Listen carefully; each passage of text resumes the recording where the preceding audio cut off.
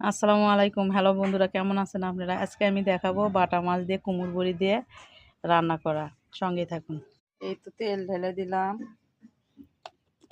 এই তো কুমড়ো বড়ি ভেজে নিব। বাটা মাছ দিয়ে কুমড়ো বড়ি রান্না করব। এই তো কুমড়ো বড়ি ভাজা হয়ে গেছে, এখন তুলে নিব।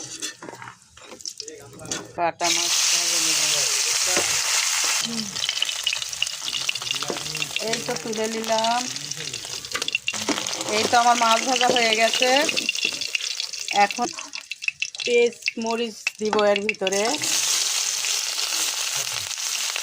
এই তো ঢেলে দিলাম। একটু লবণ দিয়ে দিলাম পেঁয়াজ মরিচ নরম হওয়ার জন্য। এই তো তেজপাতা দিয়ে দিলাম, আদা বাটা, রসুন বাটা দিয়ে নিলাম। পেস্ট ফুটে যাচ্ছে তার জন্য।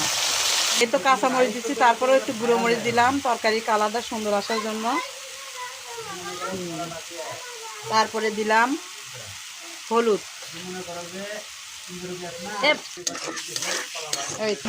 এই যে টমেটো, বেগুন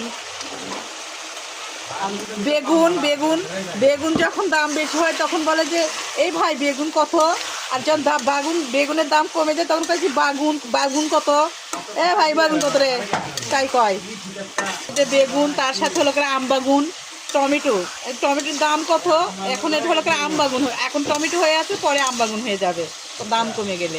তো দেখেন, সঙ্গে থাকুন কিভাবে রান্না করি। এই যে আমার তরকারি কষানো হয়ে গেছে, এখন আমি পানি দিয়ে দিব। আশেপাশে অনেক লোকজন কথা বলতেছে, তো ওই জন্যে মানে কথাগুলো না আমার ভিডিওতে উঠতেছে, কিছু মনে করেন না। কিসের জন্য, আমার বাড়ি হলো রাস্তার ধারে, ঠিক আছে। অনেক বাসাল কিছু লোকেরা থাকে, তো তারা বেশি কথা বলে, এগুলো সম্পূর্ণ মনে করেন ভিডিওতে ওঠে। কিছু মনে করেন না, আজে বাজে কমেন্ট করবেন না। আমি কিন্তু বাসার মধ্যেই আছি, বাইরে রান্না করতেছি না। এই তো তরকারি বড় করছে, এখন মাছ ঢেলে দিলাম। এই তো ধনে পাতা দিয়ে দিলাম। এই তো তরকারি বলো কেটে গেছে, এগুলো কুমড়ো বড়ি। আমরা কই কুমড়ো বড়ি, বগুড়ার মানুষ, আর বিভিন্ন জেলার মানুষ কই কুমড়ো বড়ি। এই যে আমার তরকারির কালারটা কুমড়ো বড়ি দেওয়ার পরে একটু পর নামিয়ে নিব। এখন নামিয়ে নিব।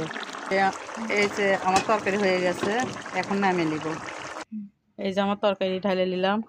তো ভালো থাকবেন, দোয়া করবেন আমার জন্য, আমাকে অবশ্যই সাপোর্ট করবেন। আপনাদেরও দোয়া করি, ভালো থাকেন, সুস্থ থাকেন। আসসালামু আলাইকুম, খুদা হাফেজ।